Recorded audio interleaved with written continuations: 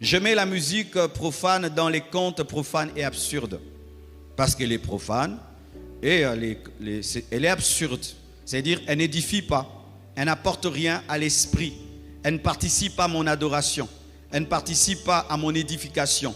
Elle n'apporte pas l'onction. Elle n'apporte pas la présence de Dieu. Elle ne me pousse pas vers la sainteté. Elle ne me pousse pas vers la pureté. Alors, il faut repousser les contes profanes et absurdes, car les chansons racontent des histoires, et même les chansons d'aujourd'hui. D'ailleurs, hier, les chansons avaient du sens, mais dans le monde, les chansons d'aujourd'hui, vraiment, il n'y a rien du tout.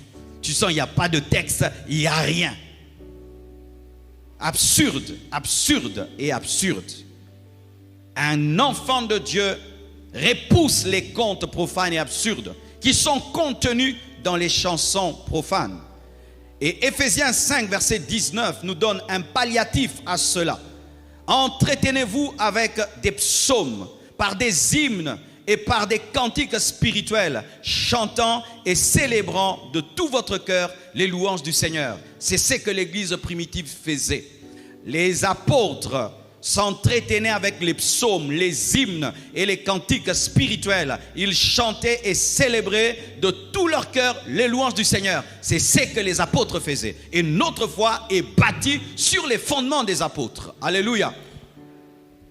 Lorsqu'une église veut créer sa voie, son chemin, elle tombe dans la compromission et dans la mondanité. Mes frères, nous n'allons pas refaire l'église. L'église a déjà commencé et Dieu a établi des hommes pour établir la doctrine de l'église.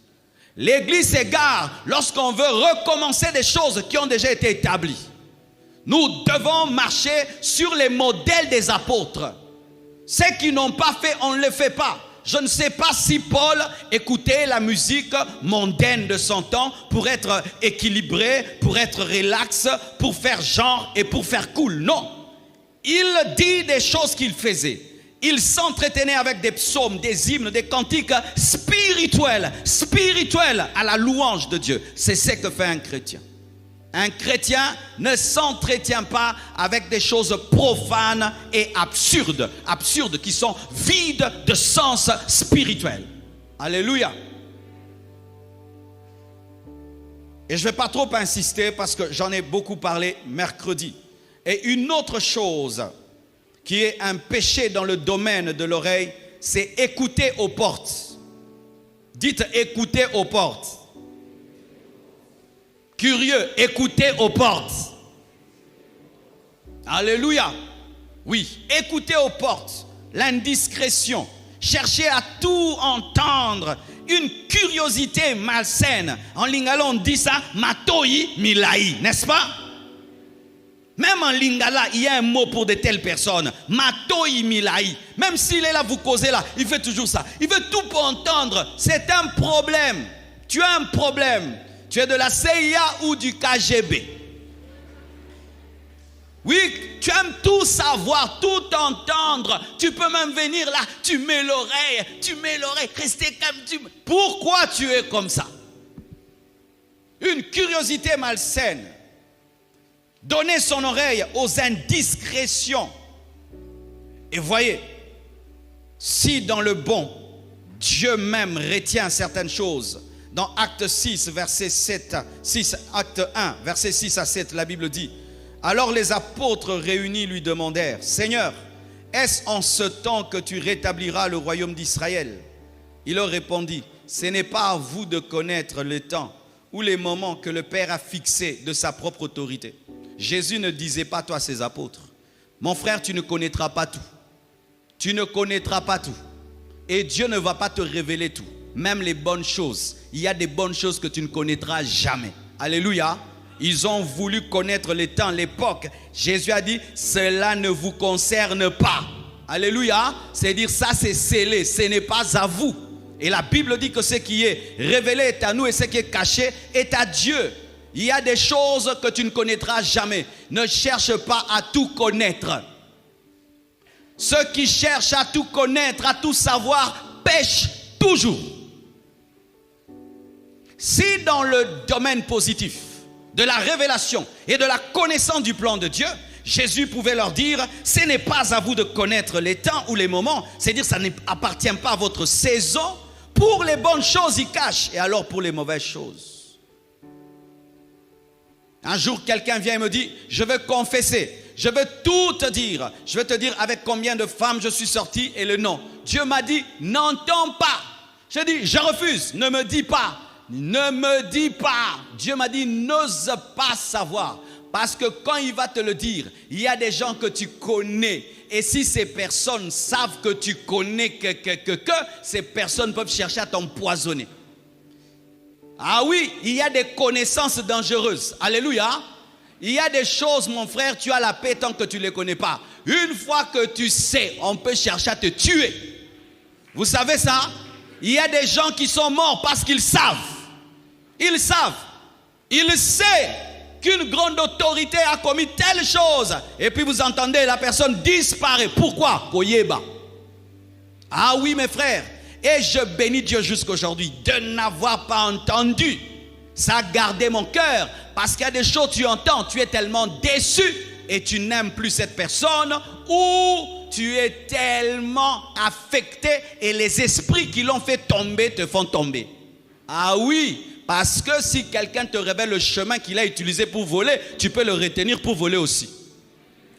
Ah oui, frères et sœurs, ne cherche pas à tout connaître, tu pécheras. Dans certains domaines de la vie, sois un innocent. Amen, hein? Sois un innocent. C'est pourquoi dans les cures d'âme, hein, voici nous à la compassion, on n'entre pas dans trop de détails. Amen, hein? Frères, sœurs, quand vous faites la cure d'âme, boba te laba na ebele baba late. Donne-moi l'amen, hein? Oh ma soeur, parce que nous on pose des questions. Est-ce que tu es déjà tombé dans la publicité? Tu dis oui, c'est tout. Tu as déjà avorté? Oui. Combien de fois? 4 fois, c'est tout. Tu commets tel péché? Oui. Ne dis pas comment tu le commets, nous savons comment ça se commet. Ah oui. Et cher cureur, si ça se dit cureur, n'entrez pas dans les détails. Amen, hein? N'entrez pas dans les détails, protégez vos cœurs en protégeant vos oreilles. Lorsque tu cherches à connaître des choses que tu ne dois pas connaître, c'est là que le diable va t'initier et il va introduire en toi une sémence de mal, une sémence de péché. C'est comme vous voyez quelqu'un, il fait la délivrance de quelqu'un et puis il tombe avec la personne parce que tu as entendu des choses que tu ne devais pas entendre. Il faut entendre les choses générales, n'entrez jamais dans les spécificités. Alléluia. Général, Dieu lui maîtrise les spécificités. Ne sois pas toujours pressé à dire oui, parle-moi, j'ai des choses à te dire, j'ai des choses à dire, oui, parle. Non. Il faut dire, tu veux me dire quel genre de choses? Ça peut me créer des problèmes et tout. Si tu sens que ça peut te créer des problèmes, dis, ne me dis pas. Alléluia, ne me dis pas. Et vraiment, merci à Dieu de m'avoir empêché ce jour-là d'entendre. Parce que par l'esprit, je pouvais sentir qu'il y avait des femmes mariées. Je pouvais sentir qu'il y avait des personnes élevées. Je pouvais sentir qu'il y avait des personnes qui étaient proches de moi. J'ai senti que je ne devais pas savoir. Enfin, de regarder ces personnes toujours avec respect. Parce que quand il n'y a plus de respect, le regard change. Elles peuvent sentir par mon regard que j'ai changé, donc je sais. Dieu a protégé Adam et Ève par l'ignorance. Ah oui, ils ne connaissaient pas le bien et le mal. C'est ce qui les a protégés. Quand ils ont connu, ils n'ont pas su maîtriser cette connaissance. Dieu peut connaître le bien et le mal et rester parfait. Mais l'homme, s'il connaît le bien et le mal, il est attiré par le mal. Il y a des choses, il ne faut pas qu'on te dise. C'est pourquoi je suis contre les témoignages des sorciers dans les églises avec des détails. Je ne crois pas en ça. Quand un sorcier vient, j'ai été sorcier pendant 10 ans, alors moi, je m'envolais, pour m'envoler, j'allais à tel endroit, à tel cimetière, à telle heure, je faisais telle prière, j'étais dans telle position. Et tu es en train de nous initier et tu commences à nous donner les noms de tes démons, et puis tu vois un jeune, il est curieux, il essaye d'invoquer les démons, là le démon se manifeste et la personne est possédée. Pasteur, arrêtez de donner le micro aux sorciers pour qu'ils nous expliquent le monde pandemonium, prêcher l'évangile, prêcher Jésus, prêcher la parole, communiquer la foi. Tu n'as pas besoin des sorciers pour remplir l'église. Tu as besoin de la parole, tu as besoin de l'onction, tu as besoin de la prière, tu as besoin de l'évangélisation. Tu n'as pas besoin des sorciers. Je l'ai fait, vous savez, au début du ministère, hein, j'ai donné un séminaire à un sorcier. On faisait des plaintes. Et les gens, ils aiment entendre ça. Ils ont peur, mais ils ne partent pas. J'avais tué mon père et ma mère. Il a tué même 60 personnes. Plus les témoignages évoluaient, plus j'avais envie de les taper. Je vous assure.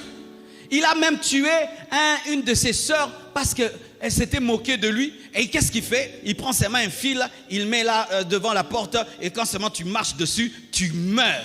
Et il racontait ça. Et en ces temps-là, je m'asseyais devant. Les orateurs, nous, on s'asseyait devant. Et les fidèles étaient là-bas. Et lui, il était là en train de témoigner. Moi, j'étais derrière. Donc, Peso Bété double penza.